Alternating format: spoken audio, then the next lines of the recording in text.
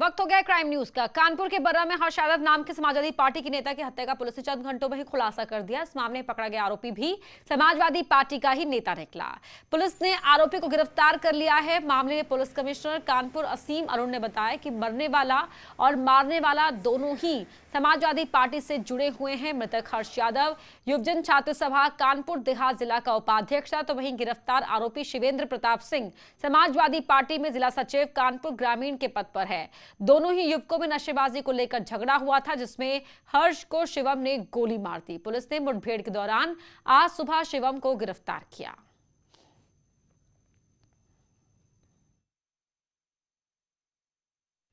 कल रात बर्रा क्षेत्र में घटना हुई जिसमें कि हर्ष यादव नाम के एक व्यक्ति की गोली मार करके हत्या की गई।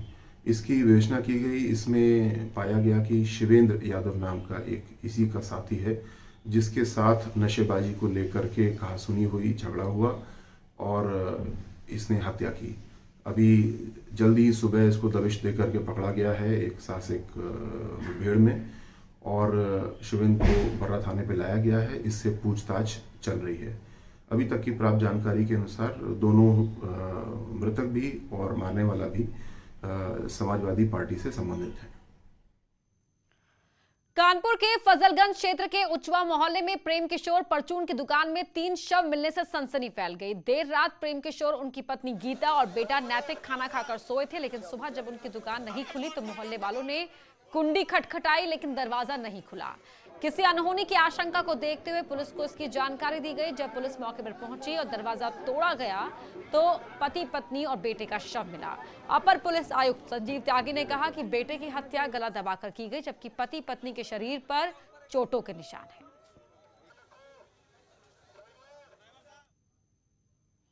फॉरेंसिक यूनिट और जो डॉग स्क्वाड है, ये सारी टीमें यहाँ एविडेंस कलेक्शन में लगी हुई हैं, और जैसे भी इसमें इन्वेस्टिगेशन में नई चीज़ें निकल कर आएंगी वो शेयर करी जाएंगी। कैसे हत्या की गई, क्या देखा आपने? अभी कुछ भी कहना जो है जल्दबाजी होगी। इसमें बॉडीज़ को पोस्टमार्टम के लिए भिजवाया जा रहा है, पंचनामा भरने की कार्रवाई की जा रही है, और जो भी चोटें हैं उनका परीक्षण किया जा रहा है। तो जो भी इसमें अग्रिम सूचना आएगी वो आपके साथ शेयर करेंगे। सौरभ हमारे सहयोगी जुड़ रहे हैं। सौरभ, क्या कहना है आगे अब पुलिस का? बाइट तो हमने सुनाई दर्शकों को, लेकिन जिस तरह से ये हत्या हुई है तीनों की, उसके बारे में और क्या जानकारी मिल पाई है?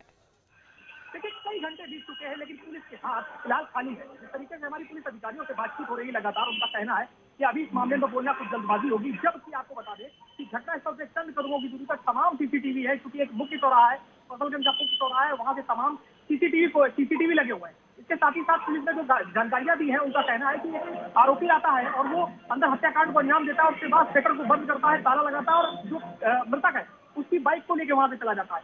इतने सारे साक्ष्य वहां पर होने के बावजूद अगर बात करें तो हाईटेक कमिश्नरी पुलिस की ये बड़ी लापरवाही, बड़ी चूक है। जिस तरीके से अब तक कोई भी आरोपी पकड़ा नहीं गया है। फिलहाल जो है पुलिस अधिकारी है वो ये कह रहे हैं कि हम कुछ देर में हम इस आरोपी को पकड़ लेंगे, लेकिन फिलहाल अभी तक हाथ खाली है। जैसे कि लेकिन सबसे बड़ी बात यह है कि रिहायशी इलाका, घनी आबादी के इलाके में इतनी बड़ी वारदात हो जाती है। मुख्य चौराहा है कानपुर शहर का, ये मुख्य चौराहा है फजलगंज, जहां पर 24 घंटे पुलिस रहती है, लेकिन अब तक पुलिस की बात करें तो पुलिस के हाथ खाली है और पुलिस की तरफ से कोई इस तरीके का बयान नहीं आया। और आपको साथ ही साथ बता दूं कि कानपुर लगातार आपराधिक घटनाएं लगातार बढ़ती जा रही हैं। चाहे आउटर में हुई कारोबारी की हत्या हो, 3 दिन हो चुके हैं घटना को, उसके बावजूद अब तक कारोबारी की हत्या मामले में नामजद आरोपी होने के बावजूद पुलिस कोई कार्रवाई, कोई आरोपी को नहीं गिरफ्तार कर। जी, बहुत शुक्रिया सौरभ आपका जानकारी के लिए। बुलंदशहर कोतवाली में तैनात इंस्पेक्टर अजय कुमार का बड़ा कारनामा सामने आया है। आरोप है कि इंस्पेक्टर अजय कुमार ने अलीगढ़ के एक व्यापारी को हिरासत में लेकर मारपीट की और कार अपने साथ ले गए। 40 मिनट तक सड़कों पर घुमाया और फिर उसे छोड़ दिया। व्यापारी के खिलाफ बुलंदशहर में व्यापारी पर मामूली धाराओं पर केस दर्ज था। इसी को लेकर बुलंदशहर पुलिस ने नियमों को ताक पर रखकर कार्रवाई की। शिकायत पर मेरठ के आईजी रेंज प्रवीण कुमार ने आरोपी इंस्पेक्टर को निलंबित कर दिया। और ऐसे प्रकरण में जिसमें जो गंभीर अपराध की श्रेणी में नहीं आता है तथा जिसमें गिरफ्तारी के प्रावधान नहीं है, अकारण जाकर के कथित अभियुक्त को हिरासत में लेना, टार्चर करना, इस तरह के आरोप इनके विरुद्ध लगाए गए थे। प्राथमिक जांच कराने पे ये आरोप सही पाए गए। फलतः इंस्पेक्टर अजय कुमार को निलंबित कर दिया गया है। सहारनपुर के चिलकाना इलाके में गौ तस्करों के साथ पुलिस की मुठभेड़ हो गई, जिसमें 4 गौ तस्करों को पुलिस ने गिरफ्तार किया। मौके से भारी मात्रा में गौवंश के अवशेष और तमंचे, कारतूस भी पुलिस ने जब्त किए। चालाकपुर गांव के जंगल में बनी एक कोठरी में गौकशी की सूचना पर पहुंची पुलिस टीम पर गौ तस्करों ने फायरिंग कर दी थी, जिसमें पुलिस वाले बाल बाल बच गए। पुलिस का कहना है कि आरोपियों के खिलाफ गैंगस्टर की कार्रवाई होगी।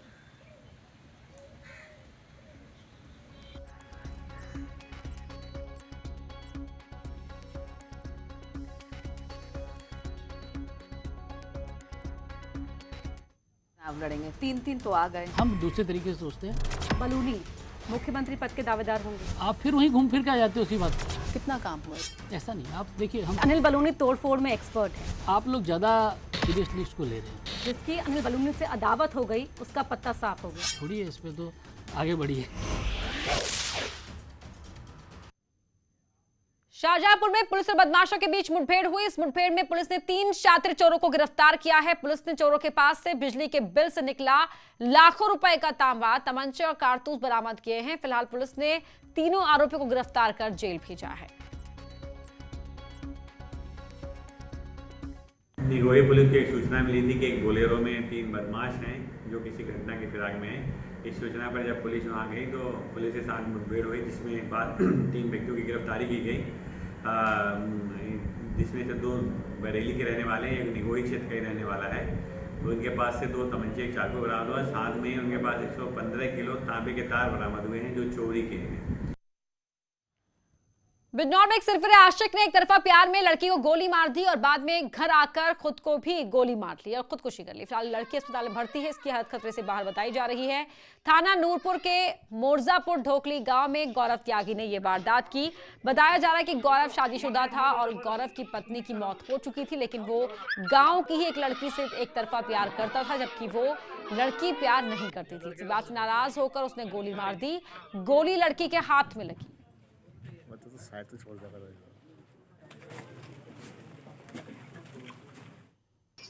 एक व्यक्ति गौरव त्यागी, जिनकी उम्र लगभग 40 वर्ष थी, ये शादीशुदा थे, विधुर थे। इनकी पत्नी की डेथ हो गई थी, एक बच्चा भी है। पेट्रोल पंप पर पहले काम करते थे।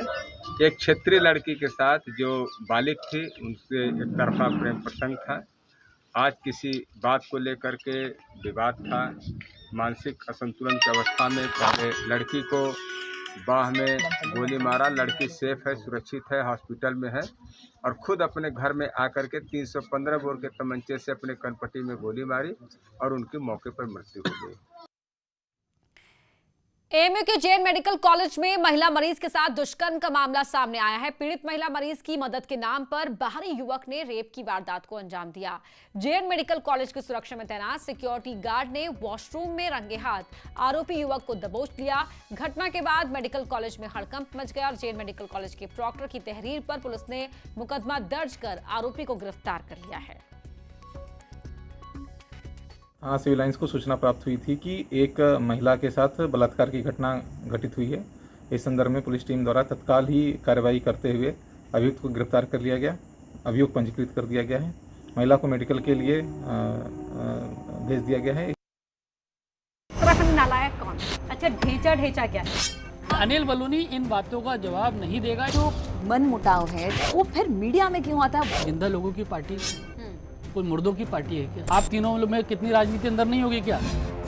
हरदा कहते हैं कि अनिल बलूनी तोड़फोड़ में एक्सपर्ट है। अच्छा, हरीश रावत जी का तो पीछे का देखिए ना, सारा तोड़फोड़ ही चल रहा है। राहुल गांधी, अरविंद केजरीवाल, हरीश रावत। छोड़ दीजिए, मैं बोलूंगा तो दिक्कत होगी।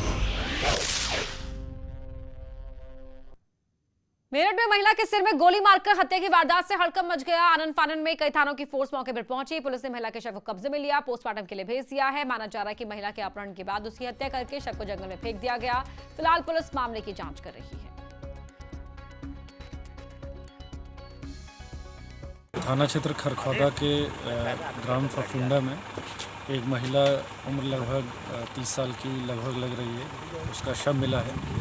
शव को पोस्टमार्टम हेतु मोर्चरी भिजवाया जा रहा है और मुकदमा पंजीकृत कर अग्रिम वैधानिक कार्रवाई की जाएगी।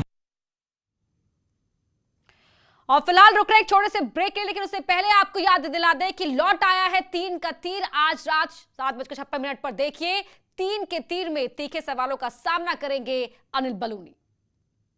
चुनाव लड़ेंगे, 3-3 तो आ गए। हम दूसरे तरीके से सोचते हैं। बलूनी मुख्यमंत्री पद के दावेदार होंगे। आप फिर वहीं घूम फिर के आ जाते हो उसी बात पर। कितना काम हुआ? ऐसा नहीं, आप देखिए हम अनिल बलूनी तोड़फोड़ में एक्सपर्ट है। आप लोग ज्यादा सीरियसली इसको ले रहे हैं। जिसकी अनिल बलूनी से अदावत हो गई उसका पत्ता साफ हो गया। छोड़िए इसमें, तो आगे बढ़िए।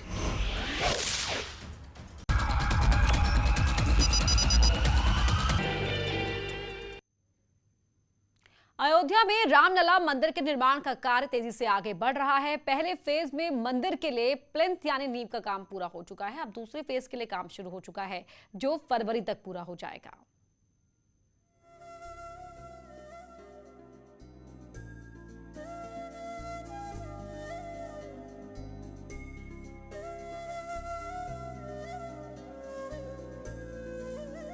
फाउंडेशन का सेकंड फेज प्रारंभ हो गया। रामलला मंदिर के पहले फेज के निर्माण का काम पूरा हो चुका है। पहले चरण में नींव का काम पूरा होने के साथ ही दूसरे चरण का काम शुरू हो चुका है, जिसमें ब्लॉक बनाने का काम किया जाएगा। दूसरे चरण में 15 ब्लॉक बनाए जाएंगे, जो अक्टूबर के आखिर तक बन जाएंगे। ब्लॉक का काम पूरा होने के साथ ही नींव फाउंडेशन का काम पूरा हो जाएगा। 15 ब्लॉक बनेंगे और एक रात के अंदर एक ब्लॉक पूरा होगा। अगला काम करने के लिए 2-3 दिन का समय लगेगा। एक के बाद दूसरा काम शुरू करने के लिए समय लगेगा। तो भी कोशिश है कि अक्टूबर में ये काम पूरा कर लेंगे। अक्टूबर महीने में नींव का काम होने के बाद प्लिंथ निर्माण का काम शुरू होगा। राम जन्मभूमि तीर्थ क्षेत्र ट्रस्ट के मुताबिक इस काम को भी फरवरी तक पूरा कर लिया जाएगा। ट्रस्ट ने बताया कि प्लिंथ 15 फीट ऊंची होगी, जमीन की सतह से 13.5 फीट ऊंची होगी और फरवरी तक प्लिंथ का काम पूरा हो जाएगा। फाउंडेशन का सेकंड फेज अक्टूबर के एंड तक पूरा हो जाएगा। फिर प्लिंथ निर्माण का काम प्रारंभ करेंगे, जो आगामी 4 महीने में हम पूरा कर लेंगे। प्लिंथ का काम पूरा होने के बाद तराशे गए पत्थरों को जोड़कर मंदिर को आकार देने का काम शुरू कर दिया जाएगा। पहले फेज के निर्माण को लेकर ट्रस्ट पूरी तरह से संतुष्ट है। बहुत बड़े मशीनें आई हैं और उन्होंने लगभग 10 घंटे में 285 घन मीटर कंक्रीटिंग कर दिया। हर चीज़ ऑटोमेटिक है। सामान्यतः 10 मिनट में एक कंटेनर 6 क्यूबिक मीटर कंक्रीटिंग कर रहा था। 5 कंटेनर चल रहे थे। बहुत ही, मैं समझता हूँ मेरे जीवन का तो बड़ा विलक्षण अनुभव था। ट्रस्ट के मुताबिक फरवरी के बाद राम मंदिर का स्वरूप दिखने लगेगा, क्योंकि तराशे गए पत्थरों से मंदिर को आकार देने का काम शुरू हो जाएगा। न्यूज़ 18 के लिए अयोध्या से निवेश गोस्वामी की रिपोर्ट। दुबई में दुनिया का सबसे बड़ा एक्सपो शुरू हो गया है। केंद्रीय वाणिज्य उद्योग मंत्री पीयूष गोयल ने शुक्रवार को उसमें भारतीय पेविलियन का उद्घाटन किया। इस दौरान प्रधानमंत्री नरेंद्र मोदी ने भी अपना मैसेज शेयर किया।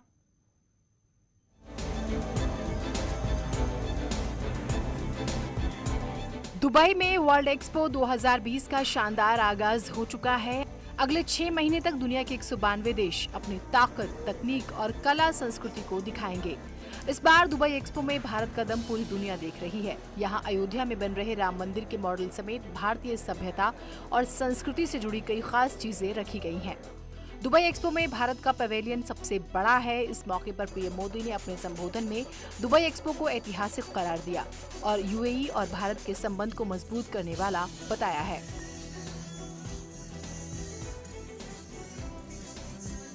This is a historic expo. It is the first one to be held in the Middle East, Africa, and South Asia region. India is participating with one of the largest pavilions in this expo. इस बार का Dubai में world expo 2020 Bharat के लिए कई मायनों में खास है, क्योंकि इस बार भारत का पवेलियन सबसे बड़ा होने वाला है।